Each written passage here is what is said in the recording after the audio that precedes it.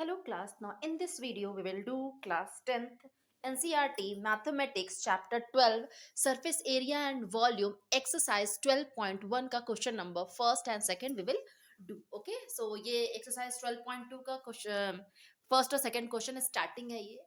So 12.1 हम लोग complete कर चुके हैं. तो यह मेरा हम्बल रिक्वेस्ट है कि आप इंट्रोडक्शन पार्ट को ज़रूर ज़रूर ज़रूर देखिएगा, जहाँ से आपका कॉन्सेप्ट क्लियर होगा. बिकॉज इंट्रोडक्शन पार्ट 1 में तो क्लास 9th का ही हमने प्रोसीड करके पूरा एक्सप्लेनेशन किया है, बट पार्ट 2 में क्लास 10th में कॉम्बिनेशन ऑफ सॉलिड है. इट मीन्स हेमिस्फीयर और कोन एक साथ मिले होंगे, सिलेंडर और कोन मिले होंगे. सो ये कॉम्बिनेशन ऑफ अगर सॉलिड होगा तो इनका टोटल सरफेस एरिया सॉलिड का और वॉल्यूम ऑफ सॉलिड का कैसे निकालेंगे. सो ये पूरा जो चैप्टर है ये इसी पे बेस्ड है. हम लोग ने 12.1 कर चुका था, जहां total surface area of a solid निकालना था. अब हम क्लास एक्सरसाइज 12.2 में क्वेश्चन नंबर फर्स्ट करेंगे, जिसमें हमारा जो है वो वॉल्यूम निकालना है इस पूरे का. So please humble request, you will go through each and every videos of surface area and volume related. You got a answer. Okay, so let's do it. So exercise 12.2 question number first. Let's read and then solve. A solid is in the shape of a cone standing on a hemisphere. Okay, तो एक solid है जिसका cone पे stand करता है. तो एक यहाँ पे solid है यहाँ पे. A solid is in the shape of a cone on a hemisphere. Hemisphere पे ये cone based है. The cone based, a solid in the shape of cone standing on a hemisphere with both radii equal to 1 centimetre. इसका मतलब कोन का भी जो radii है वो 1 सेंटीमीटर है, और हेमीस्फीयर का भी जो रेडियाई है वो 1 सेंटीमीटर है, radius. And height of the cone is equal to the radius. इसका मतलब जो हाइट ऑफ अ कोन है, यानी कोन की जो हाइट है, ये भी हमारी क्या है, यहाँ से यहाँ तक 1 है. इट मींस यहाँ से यहाँ तक भी हमारी क्या है, ये रेडियस के बराबर है. ओके, तो मुझे वॉल्यूम ऑफ अ सॉलिड निकालना इन टर्म्स ऑफ पाई. पाई के टर्म्स में मुझे इसका वॉल्यूम निकालना. तो फर्स्ट ऑफ ऑल लिख लेते हैं रेड क्या क्या दिया हुआ है. गिवन में क्या क्या दिया हुआ है हमारे पास. गिवन में दिया है रेडियस ऑफ हेमिस्फीयर और कोन दोनों का कितना है, 1 centimetre. Next height of cone, that is h is equal to कितना है, height of the cone is 1 centimetre, because ये रेडियस के इक्वल है. ये रेडियस के इक्वल है. अब हम निकालते हैं इसका volume. Now volume of solid is equal to volume of cone plus volume of hemisphere.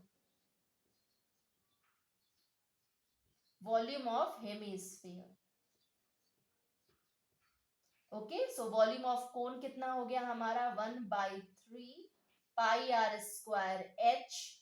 और ये भी कितना होगा, कितना होता है ये, 2/3 पाई आर क्यूब. यही होता है ना स्फीयर का. ओके, सो अब इन सब में सब तो सेम ही है. तो हम क्या करेंगे, क्या कॉमन लेंगे, हम यहाँ पे कॉमन लेंगे. हम यहाँ पे 1/3 कॉमन हो गया, पाई कॉमन हो गया, आर स्क्वायर कॉमन हो गया. यहाँ क्या बचा, h प्लस 2r बचेगा. तो हम इसको कर देते हैं. ये हो गया 1/3. पाई की वैल्यू मुझे नहीं पुट करनी, क्योंकि पाई के टर्म्स में बताना है. पाई हो गया. आर की वैल्यू, आर स्क्वायर की वैल्यू कितनी है, 1 into 1. h की वैल्यू है 1, r की वैल्यू है 1, is equal to 1 1 जा 1, so pi upon 3 ब्रैकेट में 1 plus 2 is equal to 3 pi/3. 3 से 3 कट गया, इसका मतलब पाई centimetre cube. Okay, answer is pi centimetre cube. इसको हम जरा सा कर लेंगे. ये हो गया पाई सेंटीमीटर क्यूब. आपका ये आंसर हो गया. ओके, पाई सेंटीमीटर क्यूब इसका क्या हो गया? आंसर हो गया. ओके, बहुत इजी है question. Okay, so next question number 2. Question number 2. Russell Russell a engineering student, Russell एक इंजीनियरिंग स्टूडेंट है, was asked to make a model shaped like a cylinder with two cone attached at end by using a thin aluminum sheet. तो रैसल से कहा गया कि एक engineering student जिसे कहा कि एक मॉडल बनाना है जिसको सिलेंडर है और उसके ऊपर वो दोनों एंड पे क्या है, टू कोन्स बनाने हैं एल्युमिनियम शीट की. The diameter of a model is 3 centimetre. जो डायमीटर है इस मॉडल का वो कितना है? 3 centimetre. Diameter of is 3 centimetre. Next, and its length is 12 centimetre. पूरे जो लेंथ है वो 12 सेंटीमीटर है. If each cone has a height, so हर एक कोन की हाइट अगर 2 सेंटीमीटर है, हर एक कोन की हाइट अगर 2 सेंटीमीटर है, तो find the volume of air contained in a model. इस मॉडल में कितना एयर कंटेंट हो रहा है that Russell made, assuming the outer and inner dimension of a model nearly same. outer and inner dimension दोनों का क्या है? सेम है. तो देख लीजिए ध्यान से, अगर ये कोन की हाइट कितनी है? 2 है, और नीचे वाले कोन की भी हाइट 2 है. सो यहां से यहां तक 12 minus 4 is equal to 8 centimetre होगा. ओके, 8 सेंटीमीटर हमारा होगा. अब हम चले करते हैं. क्या क्या गिवन में दिया हुआ है? गिवन में दिया हुआ है diameter of cone and cylinder is equal to, diameter of cone and cylinder is कितना दिया हुआ है? 3 दिया हुआ है ना, 3 सेंटीमीटर. तो रेडियस कितना होगा? 3/2 सेंटीमीटर, जिसे हम लोग क्या बोलते हैं? 1.5 सेंटीमीटर. ओके, नेक्स्ट, रेडियस हो गया हम यहाँ पे, radius 1.5 centimetre. Now height of cylinder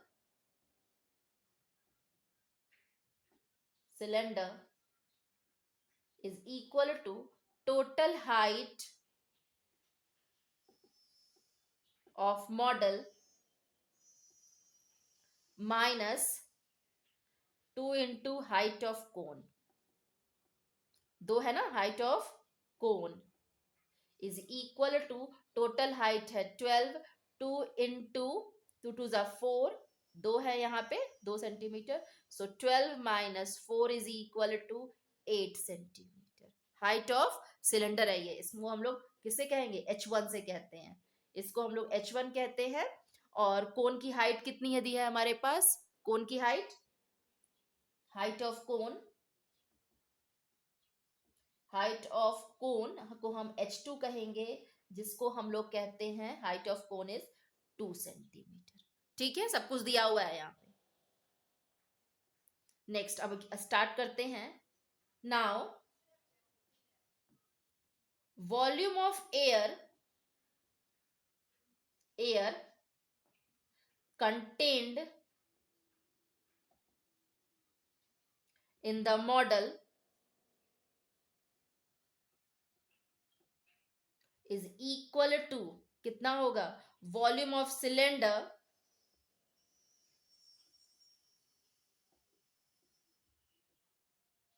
plus 2 into volume of cone.